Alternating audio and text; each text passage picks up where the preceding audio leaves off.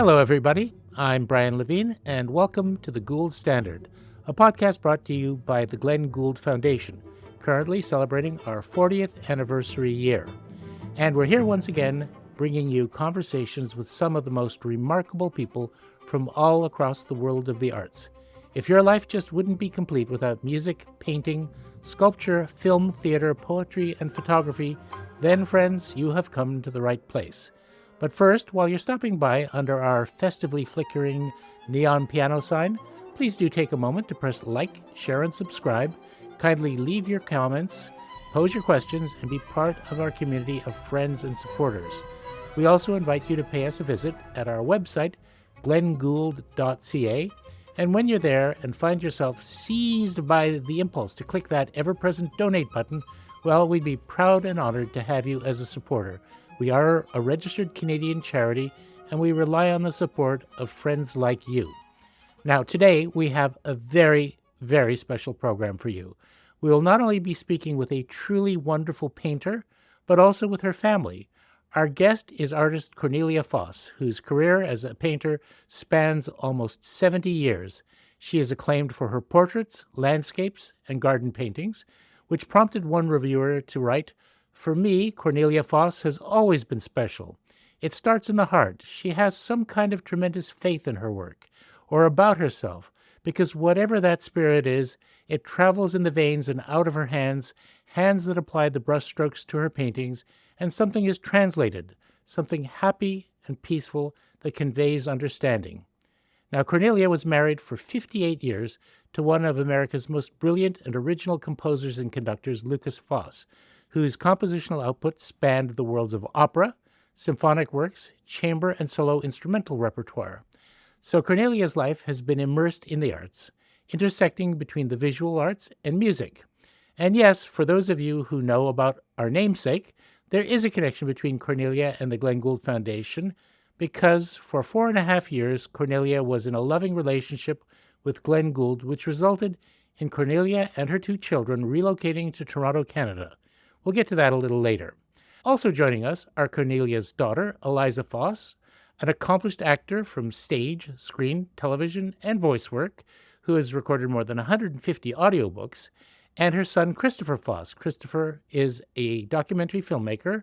He's a writer, a poet, a photographer, and a consultant on sustainable business practices, and is also involved in many civil society organizations. Welcome, and thank you for joining us. Thank you. Thank you for having us. Now, we're meeting at 6 p.m. because I understand, Cornelia, that you've been painting and that you like to stay busy until the sunlight goes. Is that correct? That's correct. And do you paint every day? Well, that's it. Sometimes I have to go to the dentist. Well, I'm sure that the canvases will forgive those momentary absences, but that's really great. Cornelia, I'm fascinated by remarkable families and how some of them create a nurturing home for intellectual and cultural achievements down through the generations. So before we get to your life as a painter, your marriage to Lukas, your relationship with Glenn Gould, and your wonderful children, I'd like to talk a little bit about your family and your upbringing, which you were kind enough to share some details of with me. Although you're very much an American today, you didn't start out that way. In fact, you were born on the verge of a historically momentous time in an equally momentous place. Can you tell us a little bit about your family background, your parents, and possibly even a little bit about your grandparents? Well, I had 2 sets of grandparents, like most people, and they were quite different. They're 2 totally different families. And my father was a classical archaeologist, as was my mother. They met at Heidelberg University in Germany, and I was a German baby. And when I was 6 months old, my parents moved to Rome, and I grew up in Rome. My early years were in Rome. It was about 6 years, until I was 6 years old. And I can't imagine a more wonderful place to grow up in than Rome and Italy. It's spectacular. The beauty of everything that's around is amazing. But it's also very interesting that your mother was an archaeologist like your father, because in those days it must have been quite rare for a woman to pursue that field and to be in a program of higher education. But I understand that she wasn't able to complete her PhD. Can you tell us a little bit about how that happened? Well, yes, she was having an affair with my father, and her brother came to visit her, and then happened to see her slippers under my father's bed when he went to see my father. And then, being a very bad brother, he went back and reported this to his parents. And the parents were absolutely outraged and said she will have to immediately come home. We're not going to pay for another penny in that place. And my poor mother had to stop and come home, and she was in the middle of getting her doctorate. So she never got her doctorate. That's such a pity. So she was basically condemned for being enmeshed in a den of archaeological sin. I'm not so sure it was archaeological. Well, they were discovering. Yeah, exactly. They were making discoveries. But interestingly, I mean, from what I've read, on your father's side, there were very very a high-level Lutheran clergy, and on your mother's side, it was banking and judges. Am I right about that? Yes, my mother was Jewish. My father was the opposite, very Christian. And my grandfather on my father's side was the dean of the St. Lawrence Cathedral, which was one of the most beautiful cathedrals in Europe. Had a beautiful Riemann Schneider statue at the very entrance when you walked in, Fantastic. which I still remember. In Nuremberg, right? Yes. And your on your mother's side, were they Berliners? They were all bankers, and my great-grandfather had started out as an accountant there and quickly jumped up the ranks and finally became president and owner of the bank. So it was one of the four banks, and he became incredibly wealthy and had a very happy life, and also decided to somehow invented and also pay for the St. Goddard Tunnel, which was which was a big deal. It united the northern part of Europe to the southern part. Through the Alps. Through the Alps. Through the Alps. That's incredible. And I understand that your maternal grandfather's bank ultimately merged with Deutsche Bank in the late 1920s. It became no. It changed. It changed itself. It became the Deutsche Bank, and he would have probably turned around at his grave in total fury had he known that happened. I understand. But interestingly, again, from notes and some reading I did about your mother, it sounds as though your mother was a very independent spirit from the time she was a child, that she insisted on going to the gymnasium, which was quite rare for young women at the time, and also that this interesting connection to the Lutheran world, that one of her childhood friends was the great future pastor Dietrich Bonhoeffer, who, of course, resisted the Nazis and was hanged in a concentration camp. That was her closest friend. He lived next door, and they grew up together, and they became incredibly close friends. In those days, that seemed perfectly fine. Nobody thought twice about it. It's sad that we live in a time when all these things become very interesting and strange and peculiar and opinionated. Right.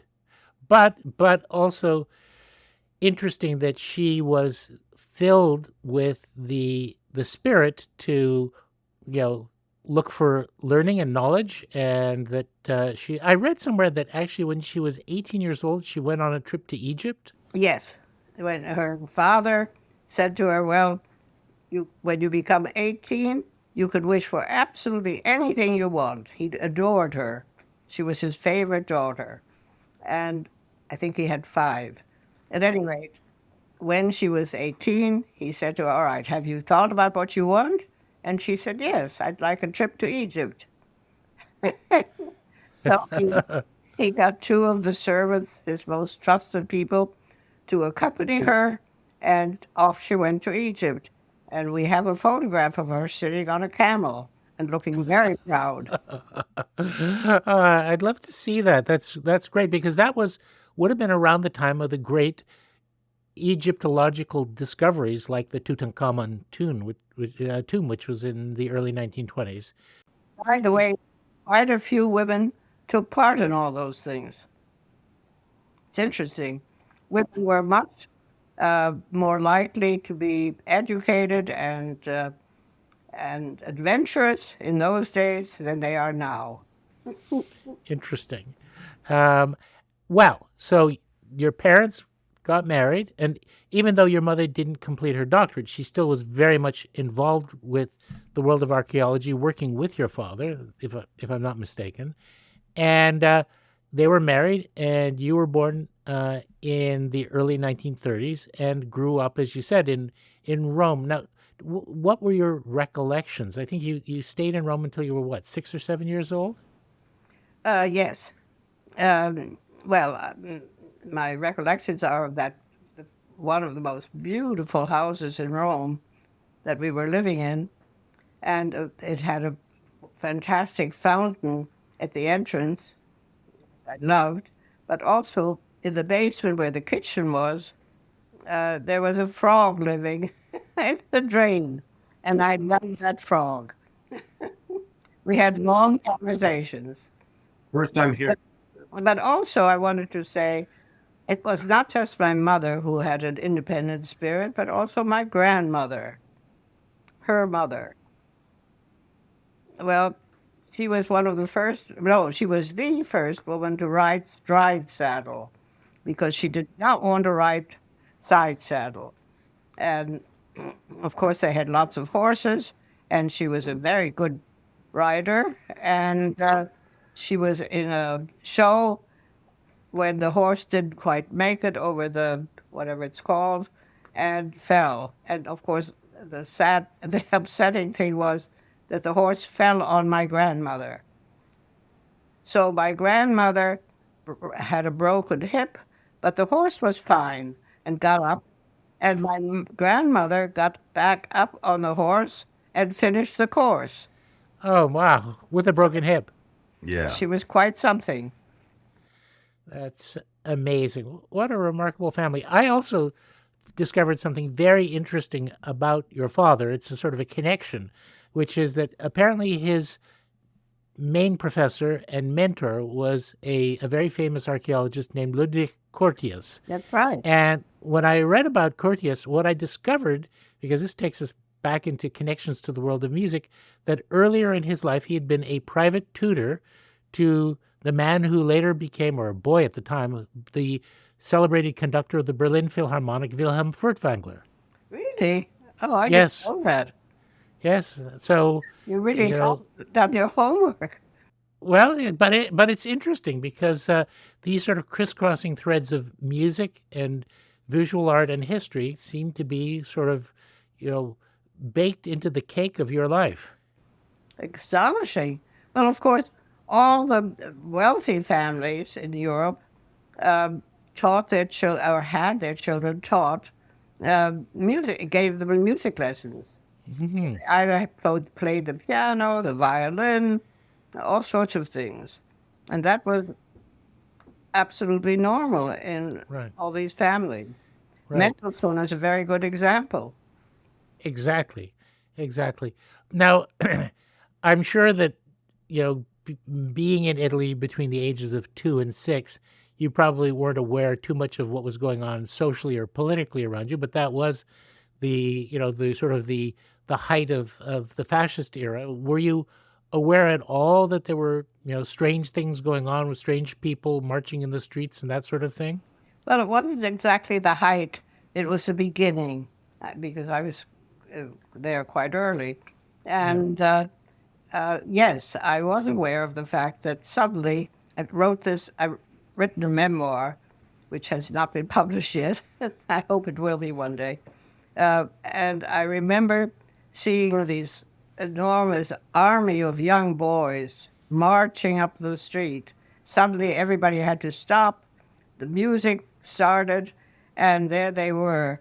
But they looked strange because they all had their eyes only on the head of the next boy before them. And I thought that was a very weird sign. That was an odd thing doing. And I remember being frightened. I thought it was a strange sort of thing. And everybody else was clapping and cheering. I didn't think it was so good and so funny. No, no. And were you being raised in German or Italian or a combination of both? Both. Spoke German with my parents and Italian with the servants. Well, everybody else while you were in Italy. Well, also, yes. And I was taken to a kindergarten, which I actually loved because it was run by French nuns, and the French nuns wouldn't allow anyone to speak anything but French. That was the only Okay. I didn't like. So you were trilingual, whether you liked it or not. Yeah. Right. Right. But the nuns were so sweet. I just adored them. They loved playing with us and cavorting around. The sweetest human beings. Well, but that sort of idyllic period didn't last. You had to leave. Father got a letter from the German government one day in 1937, and the letter said that, dear Dr. Brendel, as of the receipt of this letter, your position will be terminated because you are married to a non-Aryan, Heil Hitler, in Gothic script. And I found it many, many years later, and it sent a frisson up my back. I can imagine. It's such a dreadful, dreadful letter. Yeah, it's horrible. So your father is suddenly unemployed after being in a very select position in the archaeological and academic world. What happened? What happened was that there was only one choice. Since he was not Jewish, he was allowed to go anywhere he wanted. So he could go to England, to America, and find a position, whereas my mother had to stay in Germany because that's where her money was. And, Right. And Jewish money was not allowed to be taken out of Germany. So it had to be stayed in Italy. She would have been bankrupt. Right. No, my father went first to England and then to America because what he was trying to do was to save us. He had to get a position at a university so that he could say legally and sign a document that he would be responsible for his wife and daughter for the rest of their lives. Right. That was what was required by America and by England. Probably 6 million Jews wouldn't have had to die if it had not been for that. Right. So he found a position in America. He found a position as associate professor at Washington University in St. Louis. And the moment he got the position, he sent my mother a telegram, and the next morning we left. But in the meantime, we had to stay in Berlin. Right. How long was that? How long were you in Berlin? So I went 2 to years. German school for 2 years. That must have been very dangerous. Well, I had no idea about any of it. No one told me a thing. For a reason. Yes, for a good reason. And the only thing was that the German school was so different from anything in my French kindergarten. And for one thing, we had to stand up and say Heil Hitler in unison whenever the teacher came in. If we didn't say it in unison, we had to do it 20 times in a row with our arms up, Heil Hitler, and sit down, and Heil Hitler, and sit down. Well, that was a bit silly, I thought. Right. Yes. Well, a bit silly, but also very ominous. And I assume that the level of precision parades and screaming speeches on the wireless and all of that sort of thing. Were you there at the time of Kristallnacht? No, I mean, I have no idea because it didn't affect us. My Right. mother was living under an assumed name. We had a very nice apartment in the Grunewald. In Berlin. And I knew about not anything. I mean, I had no idea about anything. I'd been kept totally in the dark. Also, the school that I went to was a school that was for rich little girls whose parents could afford it. Right. No Jewish child had ever been there. It was a moot point. So the Right. Jew never was heard. I never heard it. Right. I had no idea what it was.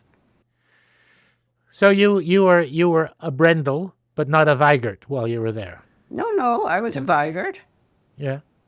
Well, But I wasn't. I'm sorry. You're right. I was a Brendel because my father was Brendel. right. So I mean, but assume let's see, if it was 2 years, you would have been about 8 or 9 by the time you No. came out. No. No. 6 8 when you left for... 6 when you left for America. and 8 when I left. 8 when you left. So you must have at least been subjected to some of the, the ideological teaching, because that would have been in all the schools. No. No, not a word. Oh, good. Not a word. Good for you. Good for your mental health. Yep. So you came to America, and you did you go immediately to Washington University with your father, or he went to Indiana University after that, didn't he? Yes, first for 2 years we were in St. Louis, and then he had a job at Indiana University, and I absolutely adored being in Indiana. I was pretty quick about learning English. I was lucky. And I became very American very soon. And I absolutely adored everything about Bloomington. Wow. I was curious about that because after all, you had been raised in 2 of the world's most beautiful cosmopolitan cities, in a very intellectual and refined atmosphere. And suddenly you are even though it's a university town for sure, it's still in the rural Midwest, but that didn't bother you. Well, first of all, you have to know that, strange as it may seem, that in those years the Midwest was incredibly liberal. I know it's not now, but it was then. Right. And also, we had so many Europeans who were coming through who wanted to stay with us, which they did. And Max Beckman was a good friend of my father's, and all these other wonderful people who came and stayed. And so I had a wonderful time talking to them and listening to them. And our dining room table was always full of extraordinary people. Right. Well, that's really fascinating. She also liked hay rides. Hay rides. So you imbibed the Indiana spirit fairly quickly. Well, Indiana was one of the most beautiful places, by the way. Indiana University is a fantastic campus. It's an For sure. extraordinary place. But also, all the streets, everything was Bloomington is the correct name for it. Yes. The trees, lined the streets and were fantastic. Everything was so pretty. Hmm. Wasn't something different, not different from Europe, except for, well, some specific things, but I won't go into all that. Right. And but it's interesting because I associate Bloomington and Indiana University with one of the great music schools. It is a tremendous music school there, and many European musicians made their home there and developed great careers there. Like, for example, the great Hungarian cellist János Starker was there for many, many years. So it's fascinating. But I didn't know, for example, that it had a fine archaeology department. It must have become fine, especially after your father arrived and your mother. Yes. And also we went to many wonderful concerts, because you're absolutely right. There were so many musicians there who were Right. terrific. And it also interests me that your parents, in addition to their own academic focus on Greco-Roman archaeology and culture, were connected to a wider cultural world with people like Beckman and writers and people from across the intellectual spectrum. That it must have been quite a remarkable environment for you growing up, both when you were in Germany and in Rome, but also when you came to America. Well, my father was one of the most free-thinking human beings I've ever encountered. And he gave lectures on Picasso, and Picasso was relatively new, the world of art. I mean, Yes, yeah, absolutely. and he came home with a book of Picasso drawings and etchings, and I just was absolutely enamored of all that. I began copying it, and had a wonderful time. Well, that actually you anticipate because I want to talk about the point at which you began to think of yourself as becoming an artist in the future. And were you always drawing? Did you always have a sketch pad from the time you were little, or when did that bug bite you? Well, I began to draw when I was 5, and and realized that I was going to be a painter very early. And also my parents were wonderful because they took me everywhere with them, so that I would go to all these fantastic museums, especially in Rome. You can imagine, I mean, the extraordinary things that I was exposed to. Right. And so that by the time I got to Bloomington, I was really someone who knew a great deal about art, and also really understood what hard work it is, and that to sit and practice and copy works of art is essential. So I did it morning, noon, and night. Well, it's very interesting that you mentioned your father introducing you to Picasso because I have this image that a generation of young artists felt like they were following in Picasso's footsteps and making a great break with the past. But I'm going to guess that your parents' own upbringing gave you a sense of the continuity of art from the classical world through the Renaissance and the Romantic period into modern art. Did you always feel you had that kind of perspective? No, no, what they really were able to do, which was really spectacular, was to show me how human beings feel the need to change with every generation, and how totally different everyone thought they were. I mean, well, every young generation thinks they do demolish the older generation and do something totally new. And they taught me this, and I understood it. So Picasso was something that was new. He really had a whole other perspective on how to do things and how to see things. And this was not because he thought it was so. It was he really did. Incredible. As a matter of fact, he still stands as a giant in the history of art. And spanning not only because of the length of his career, many developments in modern art, visual art, but also many styles in his own art. Well, I mean, he liked to take things from all sorts of different places. Demoiselle Davidon, for instance, is a painting that's based on African art. Nobody had really done that before. And, and afterwards, people did. And now, of course, everybody is very interested in African art. Yes. So it became something that he really opened the door to. What I find interesting is that you, over time, evolved a very personal style of your own, which really is, for example, at least from what I've seen of your art, you didn't become a cubist, and if I had to describe your work, it is a kind of a pastoral impressionist sensibility. It's called painterly realism. As I tell my students, that in the same way that we all have different fingerprints, there's no such thing as developing a style. It's something that usually happens by itself. We happen to all be different human beings.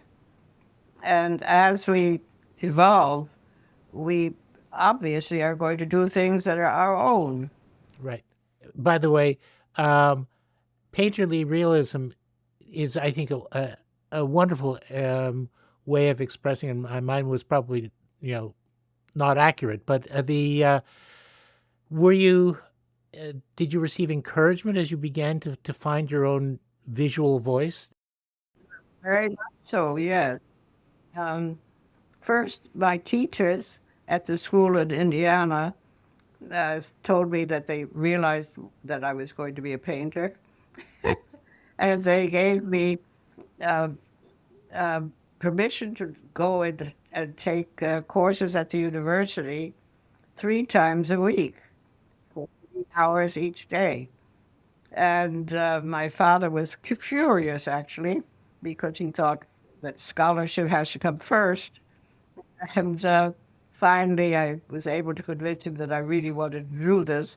And he said yes. So I started seriously painting when I was 12. Now, I read somewhere that you had a brief flirtation with sculpture. Is that correct? Yes, I did. But then when I came to Los Angeles, quite a few years later, I was working on a marble statue, actually it was a portrait with a bit of a body, but anyway, I was hacking away at the marble when the whole nose fell off because I had found, unfortunately, there was a fault in the marble that I hadn't seen. And that made me decide that's enough of that. Well, you know what they say, the nose knows. Exactly. Anyway, you did not stay forever in Bloomington. You ended up back in Rome. How did that come about? Because obviously that was a very crucial turn in your life. My father had a prix de Rome and a Fulbright later. So that meant 4 years in Rome for them. And I came along. And I wasn't allowed to stay at the academy because I was a child of a fellow. So I first stayed in a sort of Moorish-looking house a few blocks away, and then later stayed next to the academy with a very, very nice Italian female professor of archaeology, and she couldn't have been nicer, and her maid was a sweetheart, and I was totally spoiled there. Uh-huh. So you're back in Rome, but Rome after the war must have been a very different place than before the war because it had suffered so much and the people had suffered so much. Absolutely. I had a best friend that one of the 2 daughters of Ludwig Coasters was, and her name was Stella. And I absolutely adored her. And we were constant companions during the first part when I was in Rome. When I came back, we met and at the Cafe Greco, and we had a whole afternoon together catching up, and I kept listening to what she was telling me, And her story was terribly sad because she told me that she had been taken to a camp that the Germans had for young women and young men who had no Jewish features. So, in other words, tall and blonde and blue-eyed, and she was. She was a beauty. And they were forced to mate because they could get children. They wanted to raise these wonderful German children. Well, the trouble was that my friend Stella did not get pregnant. She got syphilis instead. Uh, yes, well, that happened to, I think, many people during those years. Anyway, she died of it.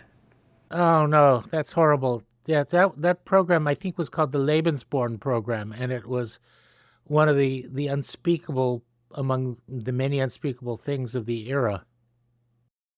Terrible, terrible. But also the fact that there was no food, that in the winter she was freezing because there was no heat, and Rome could get very cold in the winter, strangely.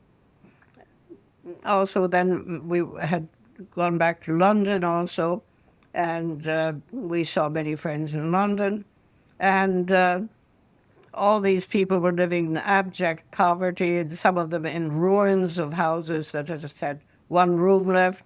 But London had been bombed, as you know, uh, to smithereens. And all I could see were people on crutches and with only one leg, one arm. It was a horrible, horrible situation. Yeah. Of course, now that's going on in the Middle East. Yes, true enough. Well, on a happier note, though, it was in Rome that you met Lukas, your Yes. husband to be. Tell me how you first encountered Lukas and what your initial impressions were. Well, I was sitting in the salotto, or the living room, there was a nice big fire going in the fireplace. It was October, and it was already getting cold. There was a dreadful thunderstorm outside, and suddenly a huge bolt of lightning, and the door flew open. There was a big, huge oak door This is at the Academy. at the academy. The door flew open, and there was a young man, and he was wearing a cape that was flying up behind him. It really looked like a fairy tale. And he walked in, looked around, and said, "Any food left?"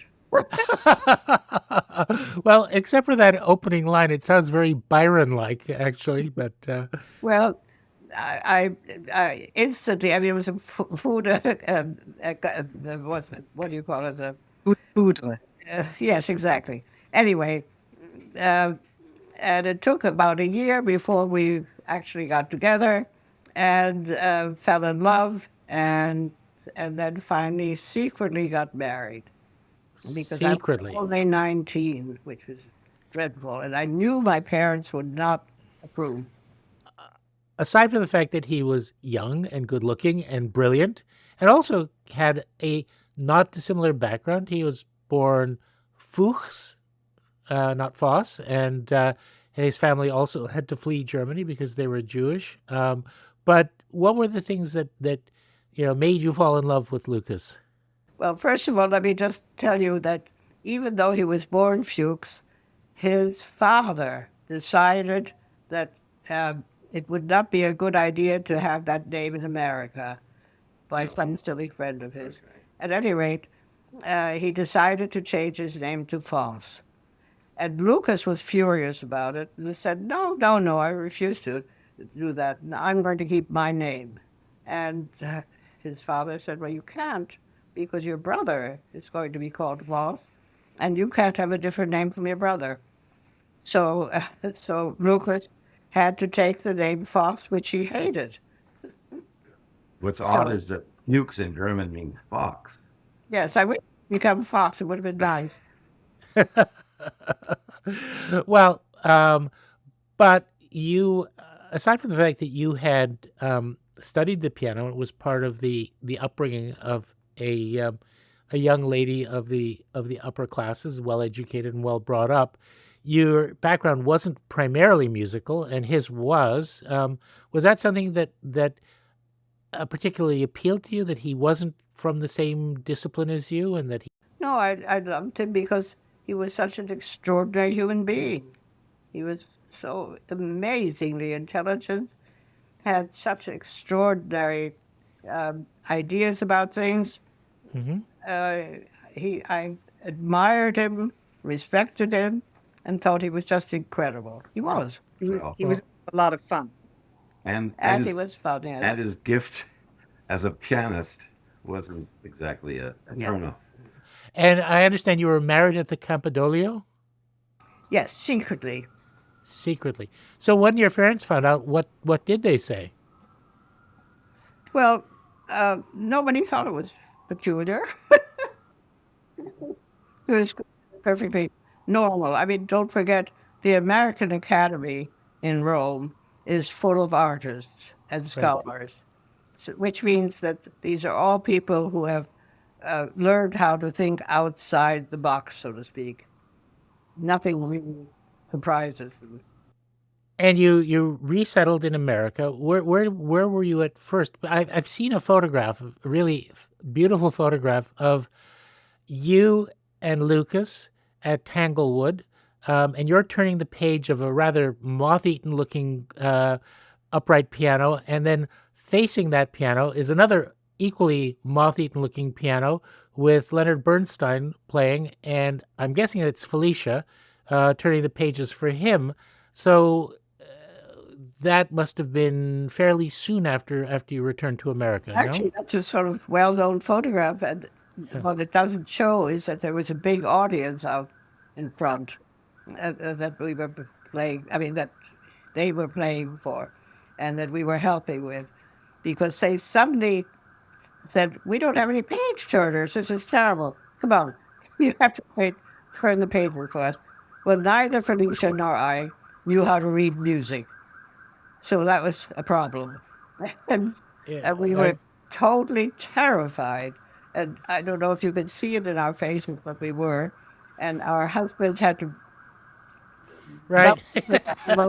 and they needed the page turned, but it went beautifully. Well, I myself was fired as a page turner, so I can definitely relate with the cold fear that you are going to turn the page too early or too late and cause some terrible train wreck to happen at the keyboard. I think I for Dad once, and I think he would do this nod thing. That's what he would do. Well, no, he really jabbed me with his elbow. But he'd do that. He was playing. Well, He acted different with his daughter. yeah, maybe you were too short to get jabbed. Yes. Cornelia, you're now back in the United States, and I take it that it wasn't too long before you had two other members of your family join present company. What stage were you? Were you in New York? Were you already in Los Angeles when the children were born? I was in Los Angeles. You were in Los Angeles. Yes, and actually, it was all quite beautiful, except that I didn't like Los Angeles very much. But I was so happy about having these two children, and very busy because I was also going to art school, still to the Cannes Institute, as well as, and that's really where I started to learn to paint, because there were some very good teachers there, Howard Warsaw, etc., and Rico Lebrun, etc. And then there were so many interesting concerts as well. So we had a very good time. Many Also, good some friends. movie stars. Well, that's also true, yes. Yes. So Lukas became the youngest ever full professor at UCLA, and astonishingly enough, he succeeded Arnold Schoenberg as the professor of composition. So you must have been at the center of an enormously rich circle of intellects and artists and people in and around the film industry. Can you talk a little bit about your social set during that period? We didn't have a social set. It's Well, it was helter-skelter sort of thing. And whoever happened to be around and whoever happened to be interesting and nice and kind, we made friends with. So there were many, many people. And by the way, one of the best friends that I had was Trude Schoenberg, who was the widow of Arnold Schoenberg, who couldn't have been nicer. She was much older than I was, of course, but she was so sweet and such a wonderful human being. I adored her. Right. Um, And of course, her husband had been a painter too, although he's He was not only a painter, he was a great painter. amazing. And she showed me, she was, when I first met her, she showed me the whole house and then showed me the special room where all his paintings were. And I was blown away. They were so spectacular. And to this day, I can't understand why he hasn't been celebrated more. He should be.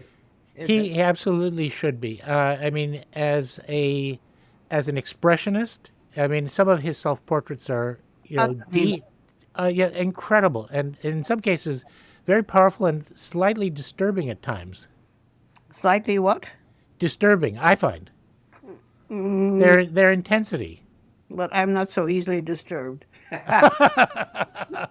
Well, you have a strong constitution. I assume that musicians who are passing through and performing with the LA Philharmonic and the Opera Company would also find their way to you? There were also these extraordinary concerts called Concerts on the Roof. Um, and there were so many musicians and so many European ones, by the way. Um, and Piatigorsky was a great friend.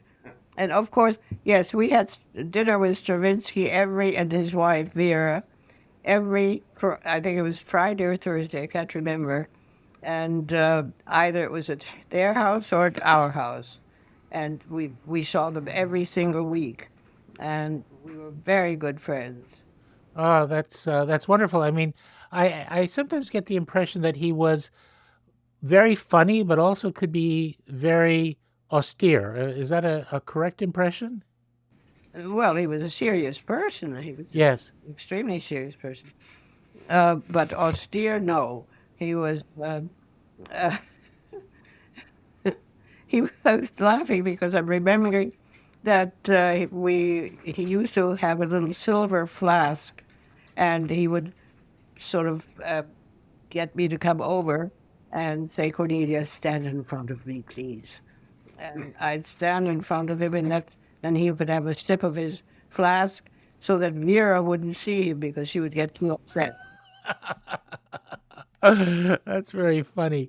And did your paths cross with people in the film business? Yes, some of them. Oh, yes. The Panamas were very good friends of ours. And then all sorts of, Betty McCall was a good friend. And there were many people. It was actually, who was the one who came in when your father was taking a nap and had no clothes on? Hepburn. Catherine Oh, Katharine Hepburn. Oh, Ah, you have, walked in one day because our house was on a hillside, so one could sort of go up some steps and come in the window. And he was taking a nap, and she wanted to show someone this wonderful house that we were staying in, which was fantastic. Anyway, she walked in, and Wilson jumped up and forgot that he was totally nude, and she kept right on going, shook his hand, and said hello, and said, "Will you ever forgive me?" Here, that is hilarious. And then Wow. asked him if they could see the rest of the house, and he said, "Feel free, and got right back into bed. It's interesting because Hollywood was one of the great havens for people who had fled the war, including many musicians, like, for example, the Previns and Gould, and as well as many people who were not part of the film industry. They all seemed to gravitate to the West Coast for the climate or just the fact that there were other people who were like-minded there for them to associate with. So, all right. So now, Eliza and Christopher, you've been very patient, but now you are definitely part of the scene. You've arrived. How early did you realize that you were growing up in a rather extraordinary environment with extraordinary parents in an extraordinary setting? I was really quite young myself when we finally left Los Angeles after our house burned to the ground. Mm-hmm. That was a little traumatic. My mother says if I ever consider seeing a therapist, she said, "Well, I know what you should be talking about, and that's the fact that the house burned to the ground, all your everything you owned with it." Right. I have a slight memory of us evacuating the house and seeing that horrible, eerie red glow in the distance with the fire approaching. That would be 1961, as they call it, the Fire of 61. And Correct.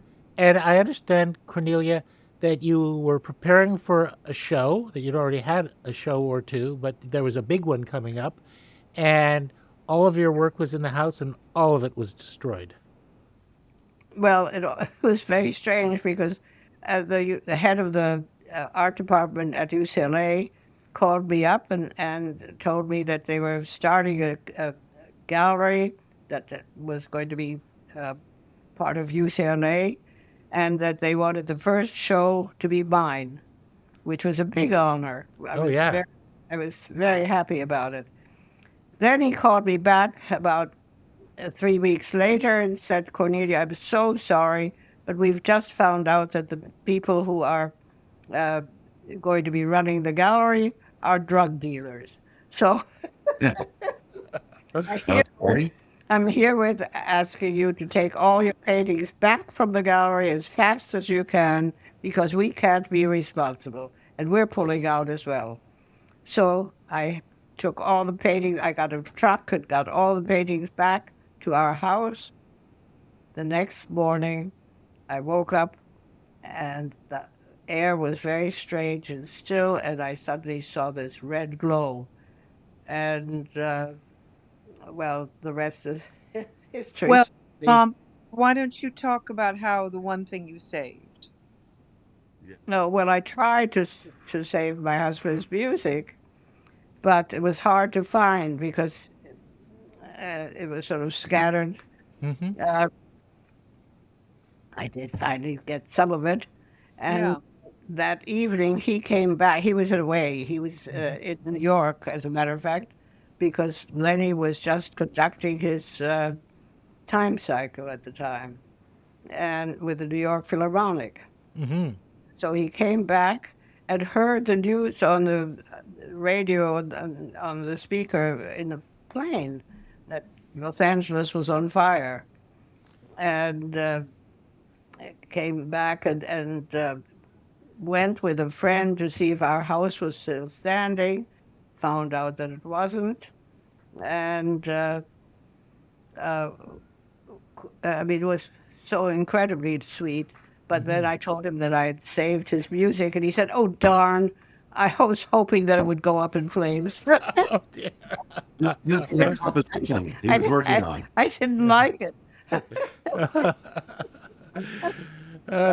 But still, I mean, what a horrendous thing. First of all, because people lose their lives in fires like that, so there's the fear of for your safety, but also all of your work. After the disappointment about the show at the gallery, and then you didn't even have that again, and you really had to start again from scratch, right? Well, I didn't have to start from scratch, but I had to do more paintings. Right. And it was upset. It was terribly upsetting. Yes, Of course, yes. I really had. I'd done a whole series of very large paintings, sort of 7 feet by 8 feet of strange creatures. They were sort of paintings of dancing ghosts. And I think it had something to do with the Holocaust, which I wasn't aware of. I really had no idea what I was doing. But it found its way into your inspiration. The fire obviously was a huge, life-changing, traumatic experience. Did you leave Los Angeles right after that? Did you stay in Los Angeles for a while? I think we only stayed a few months because I was pregnant, and I gave birth to my adorable daughter. And Hello, adorable daughter. it was really hard to move at that time. Right. We were staying in a rented place, which was pretty, and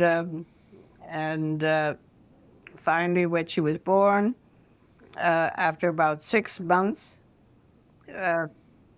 we had a wonderful invitation from Elliot Carter and his wife. They were so incredibly kind because they said, well, it must be hard for you. And we happen to be going to the American Academy in Rome for a year. Our apartment will be empty. And wouldn't you like to stay in our apartment in New York? And I couldn't think of anything nicer. Oh, So that's lovely. I said, are you sure? Because we have a baby and a 4-year-old. They said, it's fine, don't worry. And That's we great. accepted and we went to New York. So you basically traded one coast, which is a great intellectual, musical, visual arts center, for another. And of course, you had mentioned Leonard Bernstein, who was a friend and a colleague and an admirer of Lucas's. So you were closer to home base for Lenny and the New York Philharmonic. Did you see them a lot? Oh, yes. Every week. Absolutely. Can you share any recollections about Bernstein? I mean, he's such a powerful figure in terms of bringing classical music to a wide audience, a whole generation of kids who were brought up with his young people's concerts. One particular instance sort of stands out in my mind because we were there for dinner. And actually, I think Felicia was not there that evening. And but Mr. Rubinstein was there for dinner. Or no, yes, it was Mr. Rubinstein. And we were all talking, and at one point, Lukas said something about the there's humor in Beethoven. Upon which Rubinstein said, what? There is no humor in Beethoven. Upon which both Lukas and Lenny ran to the piano. They practically collided because they were both going to try to show him how much humor there was. There you go. Just a little flash forward. Dad at one point did a show with Dick Cavett, and actually he talks about how the first bars of Beethoven's fifth, because he was in the middle of composing a piece that Mr. Rostropovich would ultimately premiere, and he thought, oh, it'll be fun to do something where sort of Rostropovich would be sort of practicing in public, and then he had been conducting Beethoven, and he realized, wait a minute, Beethoven beats me to it because there's a kind of repeat, and he's certain that this was sort of a little in joke that Beethoven was playing. There is humor in Beethoven, and you just have to know where to look. Well, not too long after, you're off to Buffalo, and that must have seemed like a bit of a change of pace because Buffalo is, first of all, has been a great center of culture, but mostly associated earlier in the 20th century before times got harder. But Lukas made an enormous mark on the musical life and culture of Buffalo. He started a new music festival. But you kids were now transported to Buffalo. How was it, spending some of your formative years there? Well, once again, I was too young. My brother here. I was. I mean, what was I then? At that point, I was 3. 3, yeah. Yeah, pretty young. I don't really remember.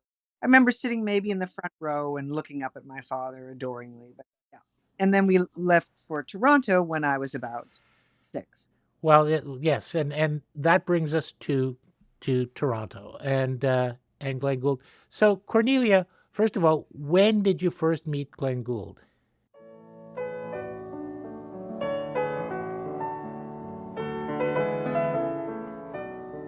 The Glenn Gould Foundation is a registered Canadian charity, and we rely on the support of arts lovers like you to keep bringing inspiring stories to life. Please consider giving by visiting our website, glenngould.ca, and follow us across social media at the Glenn Gould Foundation. Thank you so much for joining us for this episode of the Gould Standard.